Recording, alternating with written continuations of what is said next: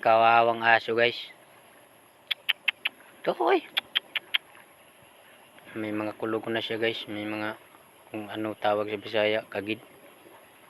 Yung isang araw ko pa siya nakita dito guys. Kung may pupunta na tao dito, lalapitan niya. Shout out sa may-ari nito, ba't pinabayaan yung kalabi-labi ito. Dapat kinamot nyo to kasi kakaawa naman tong mga aso. May buhay din tong mga aso.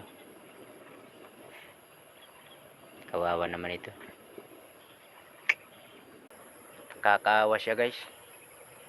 Marami na rin kaming aso sa bahay guys, kaya di ko siya pwedeng dalhin guys kasi marami na kaming aso sa bahay.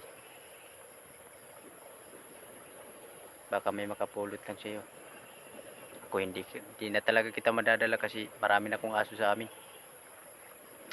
Kakaawa talaga, may buhay din yan.